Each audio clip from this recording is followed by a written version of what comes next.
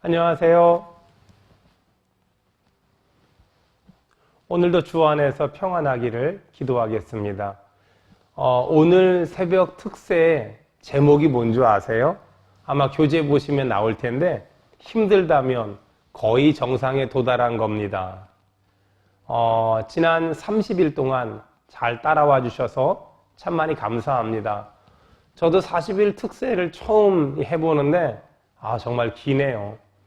한 주간 특세, 21일 특세까지는 했었는데 40일 특세 정말 만만하지 않네요. 하지만 이제 거의 다 왔으니까 이제 2주만 하면 되니까 꼭 승리하시고, 특별히 다음 주 한 주간 동안은 좀 힘드시더라도 가족들과 함께 한 주간 특세를 현장에서 꼭 승리해 주시면 좋을 것 같습니다. 먼저 오늘 예솜집은 사도신경으로 시작하시고 찬송가 285장 이 찬송은 너무 좋은 찬송이거든요. 한번 온 가족이 불러보세요. 찬송가 285장이요. 그 다음에 가족 중 한 사람이 대표기도 하시고요. 그 다음에 성경 말씀은 출애굽기 5장 1절부터 9절이요. 이 말씀은 나이 40에 사람을 죽인 모세가 미디안 광야로 도망갔잖아요. 그 미디안 광야로 도망간 지 40년. 그러니까 모세가 80살이 됐겠죠. 모세가 80살이 된 어느 날 하나님이 모세 앞에 나타나서 모세에게 말씀하세요. 이스라엘 사람들을 애굽에서 인도해 내라. 근데 그 명령을 듣고 나이 80의 할아버지 모세가 바로왕 앞에 딱 서지요. 출애굽기 5장은 애굽의 강대국, 그 강대국이었던 애굽의 왕이었던 바로와 초라한 할아버지 지팡이 하나 짚고 있는 모세와 이렇게 맞서는 그런 이야기가 나와요. 사실 인간적으로는 게임이 안 되잖아요. 강대국의 왕 바로, 할아버지 모세. 근데 영적으로 보면은요, 세상의 권력을 가진 바로와 하나님의 능력을 받은 모세가 맞붙은 영적 전쟁의 한 장면이에요. 마치 인간적으로는 다윗과 골리앗 같지만 영적으로 보면 갈멜산에서 850명의 바알과 아세라 선지자와 맞붙은 아마 엘리야 같은 그런 모습이지 않을까 싶어요. 하지만 사실 그 당시의 상황을 좀 생각을 해보면 이스라엘이 애굽의 포로가 된 지, 노예가 된 지 400년이 지났거든요. 이 400년이라는 시간이 짧지 않잖아요. 우리가 미국에 이민을 갔거나 캐나다나 호주에 이민 간 친척들을 좀 만나면 사실 이민 간 지 몇십 년만 지나도 겉은 한국 사람인데 속은 우리와 완전히 다르죠.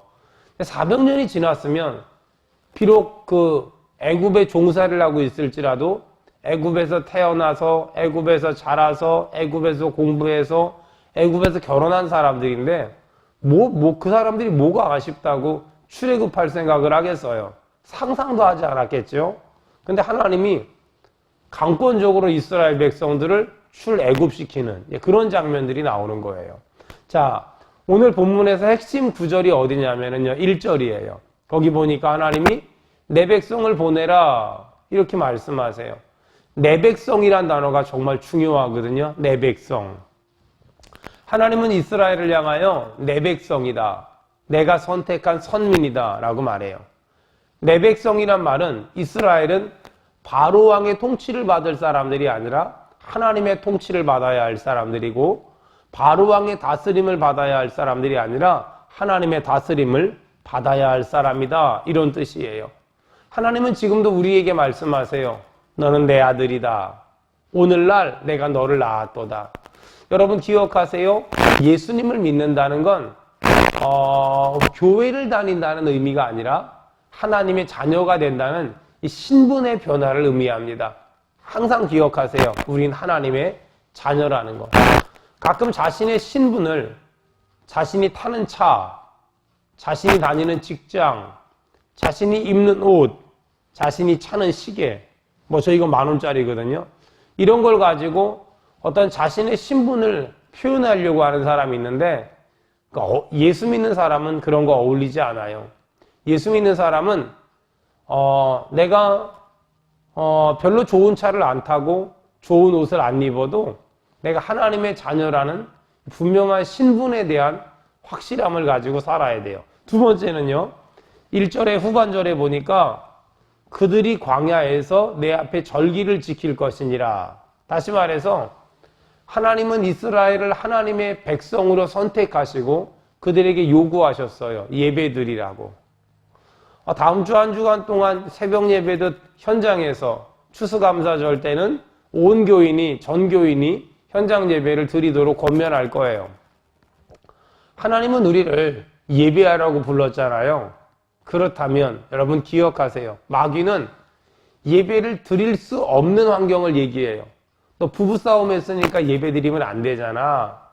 너 술 마셨으니까 예배 드리면 안 되잖아. 너 바깥에서 나쁜 짓 하고 돌아다니니까 예배 드리면 안 되잖아. 근데 하나님은 그럼에도 불구하고 우리에게 예배하라고 말씀하세요. 아파도 예배해야 돼요. 힘들어도 예배해야 돼요. 병들어도 예배해야 돼요. 사업이 망했어도 예배해야 돼요. 삶이 고단해도 예배해야 돼요. 부부싸움을 했어도 예배해야 돼요. 술을 퍼마셨더라도 예배해야 돼요. 왜냐하면 하나님은 우리를 예배자로 부르셨기 때문에. 자, 두 가지만 적용하겠습니다. 여러분은 예수님을 믿는다는 걸 어떻게 생각하십니까? 오늘 본문은 우리에게 말합니다. 예수님을 믿는다는 건 신분의 변화가 되는 것이라고. 신분의 변화가. 기억하세요? 예수님을 믿는다는 건 우리가 하나님의 자녀가 되는 것이라는 거. 단순히 교회를 다닌다 안 다닌다 이 수준에서 머물지 말고 내가 하나님의 자녀가 되고 내가 하나님의 백성이 된다는 거 꼭 기억하세요. 두 번째는 하나님은 우리가 무엇을 할 때 가장 기뻐하실까? 오늘 성경에 말하잖아요. 예배. 여러분 혹시 이 코로나로 말미암아서 예배가 많이 무너지지 않았습니까? 여러분의 가족들이 또 주변에 있는 많은 사람들이 그리고 지금 많은 사람들이 예배를 안 드리는 것을 적당한 핑계를 둘러대고 있지 않습니까? 적당한 핑계를 둘러대면서 예배를 안 드리는 사람들이 주변에 있다면 먼저 그들을 위해 기도합시다. 주님, 이유 여하를 막론하고 예배가 회복되게 도와주시옵소서. 바라기는 여러분의 가정마다 또 여러분 주변에 있는 사람들이 예배가 살아나길 주의 이름으로 축원합니다. 이렇게 같이 적용한 다음에 주기도문으로 오늘의 예솜집을 맞춰주시기 바랍니다. 주 예수 그리스도의 평강이 각 가정마다 충만하기를 기원하겠습니다. 감사합니다.